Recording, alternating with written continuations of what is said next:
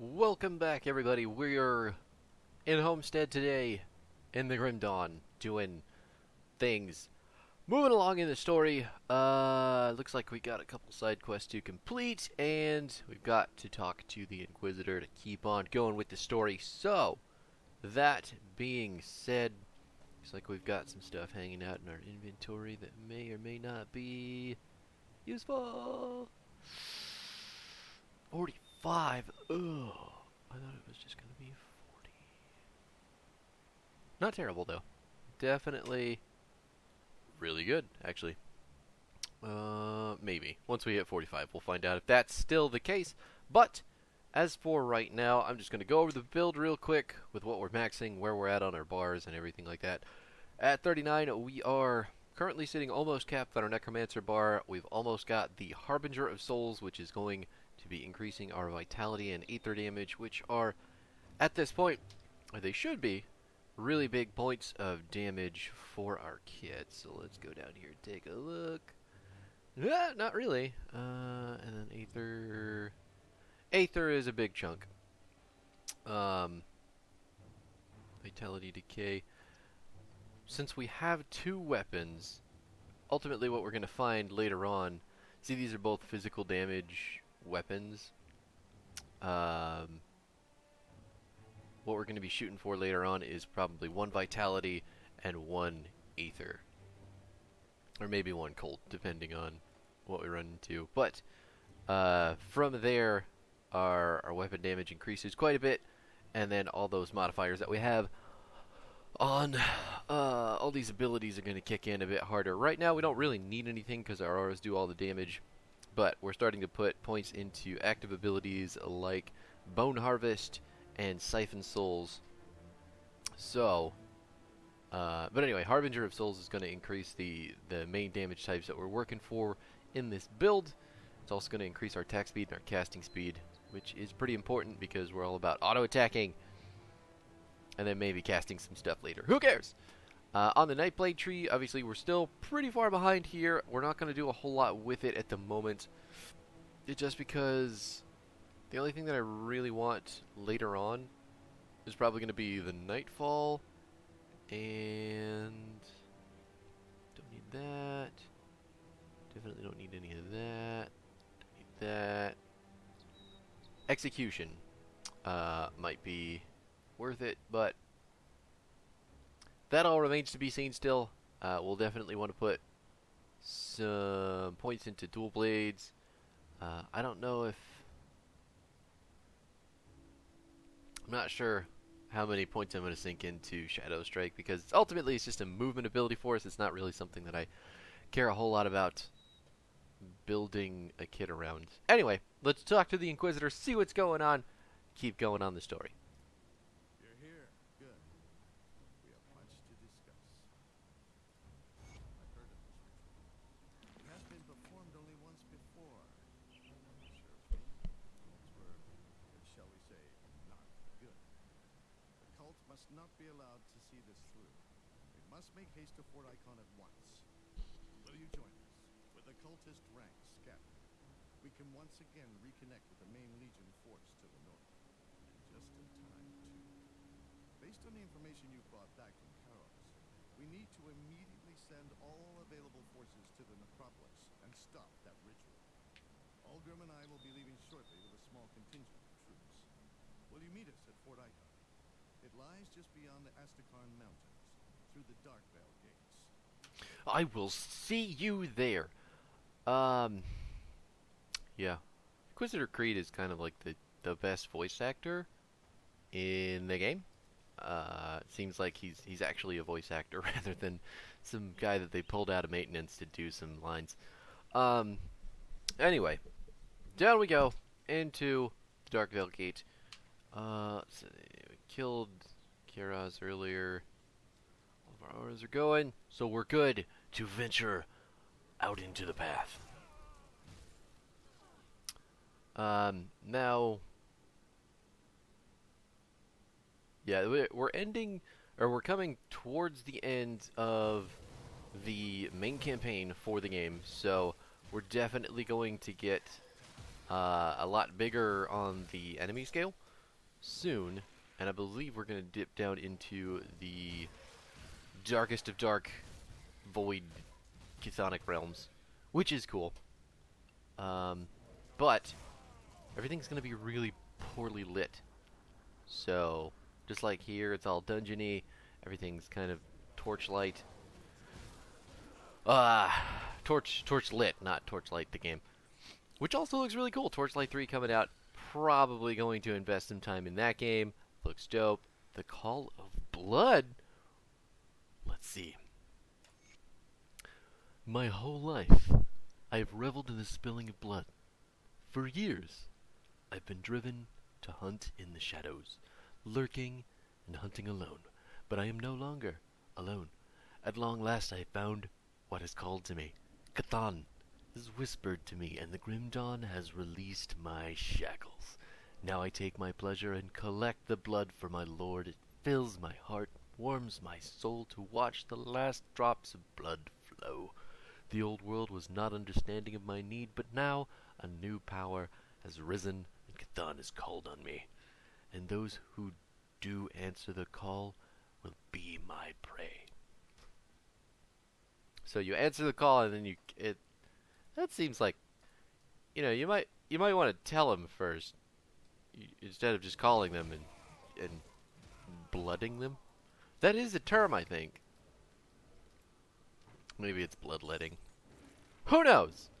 We're just gonna kill them all anyway because we like our blood. We don't want anybody to take it. And did we pick up another? No. What? I don't know what I'm looking at. Gold, iron, whatever. Currency. We've picked it up.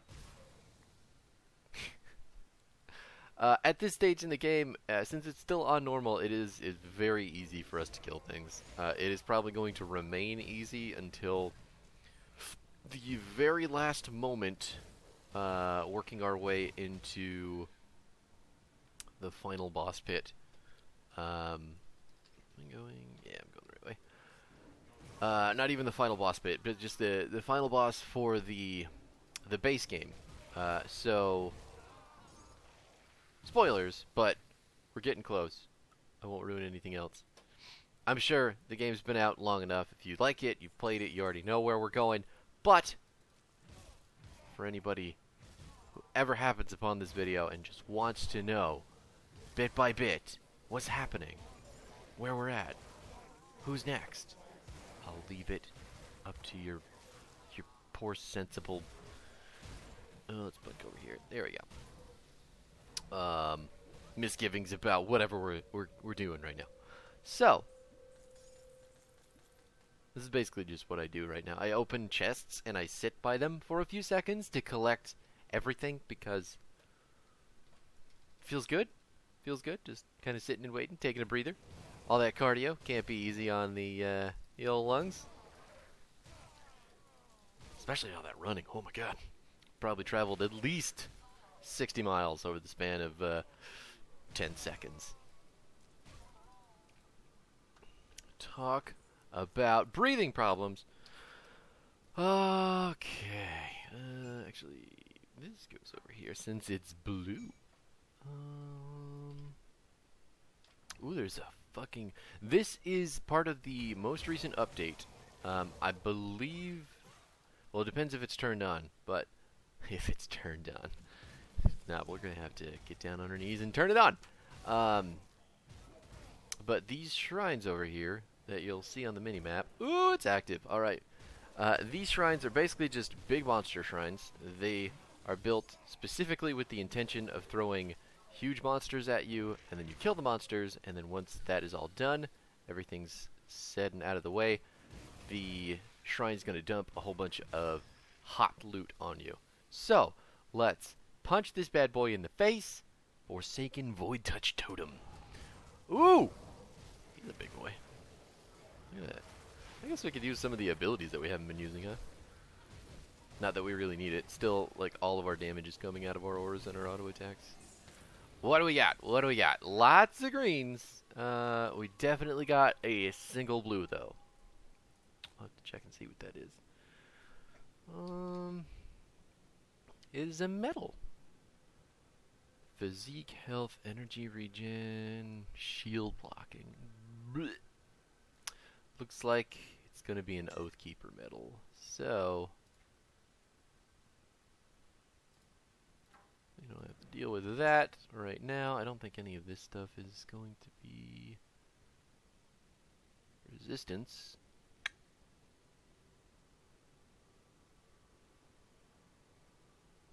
Vitality damage could be good, but I don't want to use an offhand.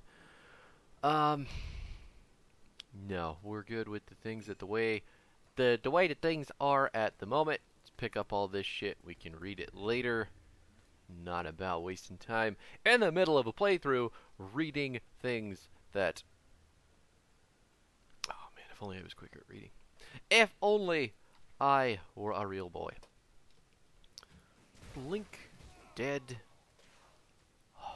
One of my deepest, darkest desires as a human being is to see, or even read, a story about a character just like this. So, I'm sure I've mentioned this before in videos. It's a thought that I have pretty regularly when playing Grim Dawn, but I just want to know all about the main character. I want to see the story told from everyone else's perspective, like the NPCs, the villains, the the sidekick, everybody but the main character, because the main character is so ungodly strong that there is no real point in having him or her speak. Well, maybe not speak. Maybe they have dialogue, but it's not focused around them, right? You're not hearing we gotta fight him again. Okay, that's fine. It's not like it was a really big deal the first time, so. Anyway. I must not have gotten the gate after I killed him. Shit. Oh, look, all your minions are dead again! Hilarious. I'm just gonna pop Vampirism. Make sure that we can just stand here and tank all of his damage because we're getting all the lifesteal, and he's dead. Nailed it. Almost got us on the end there. Almost got us.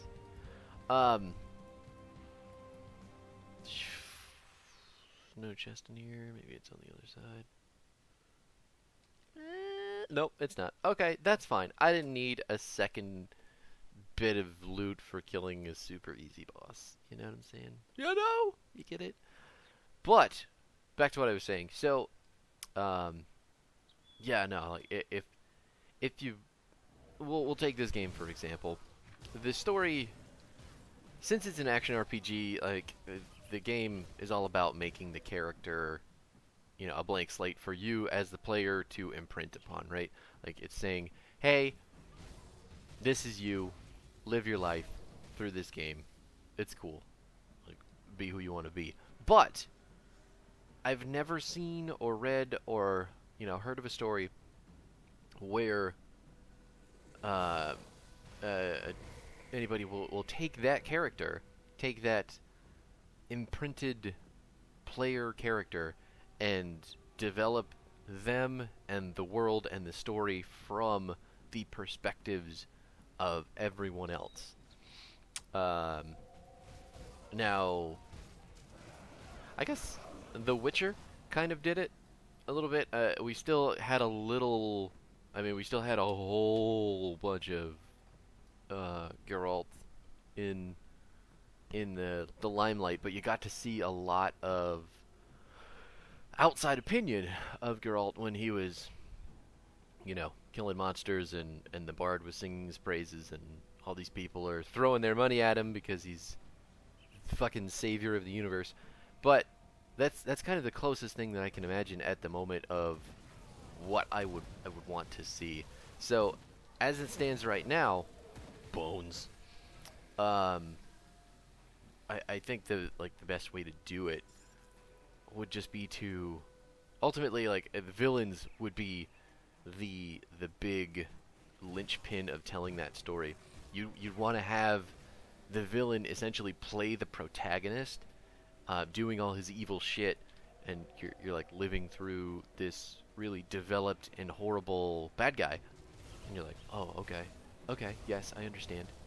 And then introduce some NPCs, introduce those townsfolk to really bring it all together, and then the main character eventually happens upon the villain, the main character, and we just see the villain get absolutely destroyed by the demigod that is the main character, or the I don't even know if I guess we just call him the hero since the villain is the protagonist. Yeah. Not that it would be that simple, obviously, right? Because you still have to develop all the characters outside of the hero, but I would love to see some story told about the essential godhood of one of these blank fill in your characters, and just have it go really, really cool. Just like slaying dragons and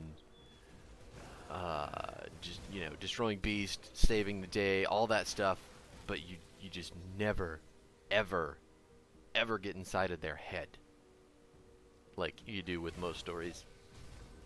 You never get to see what their struggles are. You don't watch missions from the main character. You don't see relationships from the hero. It's all just told through the relationships and the vantage point of the bad guys and the people who get saved. Oh, I need that. Need that in my life. Someone in Hollywood needs to get on it. I need to stop talking about it because I'm just making myself more sad that it doesn't exist, and that is really unfortunate. Bones! It's got a bit of a cooldown on it. Not in love with that. But, at the same time, who cares? Not like any of our damage is really reliant on our Bone Wave. I think it's called Bone Harvest? Yes. The fact that we can just sit here and tank stuff. We're not even a tanky build. We're just here to, eat damage as it gets run at us. I would call us a monster harvester. We're just a big old factory of grinding monster meat.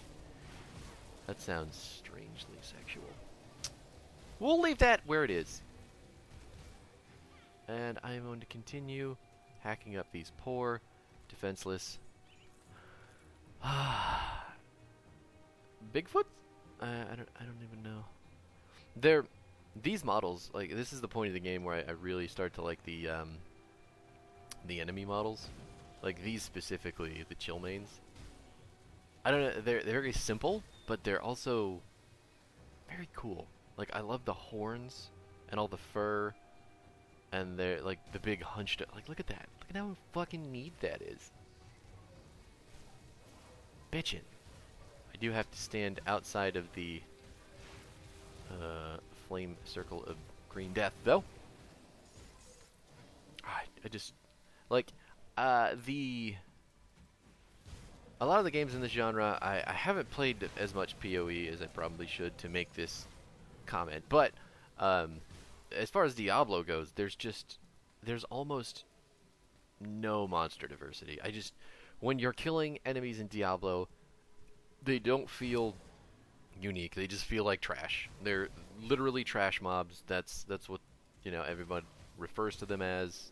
It's just how it is. Even the boss monsters in Diablo, I mean, as cool as those designs are, they get a little bit repetitive, some of them. So this game does not feel like that. As you progress in the game, the enemies always feel like they belong in the areas that they're in. Not like, oh, we got skeletons spread out across the entire campaign. Even though they do, they're not, it doesn't feel like, oh, hey, these are supposed to be here because of story reasons. No, it's just like, the skeletons and the undead that you meet in this game are all part of the Arkovian undead. Oh, perfect. This is going to be usable too. So let's do this shrine first, and I'll finish that thought. Fight me! Okay, so the bugs are a little bit out of place, but they're part of the big monster shrine, so we can forgive that. That definitely warrants forgiveness. Do we not pop the pellets? Ooh. Looks like another medal. Actually, my inventory's probably getting super full right now. I don't want to hold any of the stuff over here. What do we got? Lightning cold damage. Okay, okay. Actually, I need to be 43 for this anyway, which is a bit of a bummer. I need to be 40 for this. Ether damage, yes.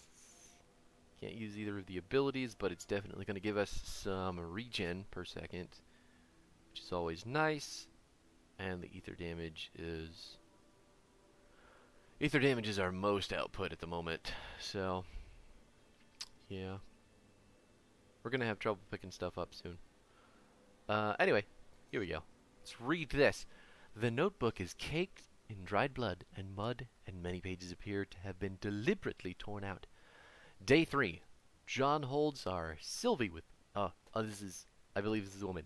John holds our Sylvie with one arm as he drives the wagon. He is smiling and happy, and he tells us that we should reach the mountain in a few days. It's sad to leave our home, but I am hopeful for a better life far away from the dangers that seem to be ever increasing here in the north. Okay, I can't continue to do that. My nose is all stuffed up and stuff, so we're gonna let that voice go right now. Sylvie is so happy running along the side of the wagon picking up flowers. I was really worried about her being unhappy as we left behind the only home she has ever known. The wonder and splendor that is youth. Let me tell you, it warms my heart. Day 6. The mountains are looming ahead of us, and the cold is getting sharp. I can see the worry in John's face as he tries to keep up his spirits. I know he only wants to protect us from the dangers, and I can only pray that we make it past the mountain before the snow. Day 8. We are in the shadow of the mountain now, and the days are shorter. Snow has started to fall, and the cold came on so suddenly it surprised us. We have warm clothes, but the wind cuts right through them. Shit. Day 11. We've reached a flat at the base of the fort. There are a few other travelers here who have told us the way through to Darkvale is blocked. With our food running low, we were hoping to resupply at Darkvale Gate Merchant District. At the Darkvale Gate Merchant District. Now I don't know what we will do. Turning back is not an option, and the snow coming down so fast, John says he is going to talk to the others soon. The horse died today, on day 16. John is saddened by this, but at least it will feed us until help arrives. I hate that we had to make this trip with Sylvie. She is the only 9, and I don't like the way the other men at the camp look at her. Okay, that's a little bit creepy. All of our horse meat is gone. It would have lasted longer if we didn't have to share it with the others, but John said things could have gone badly if we did not. I don't like thinking about what he meant by that. So, getting stuck on the road with the Donner Party full of rapists and child molesters, it's really cool. Fucking really dark and terrifying. Yeah.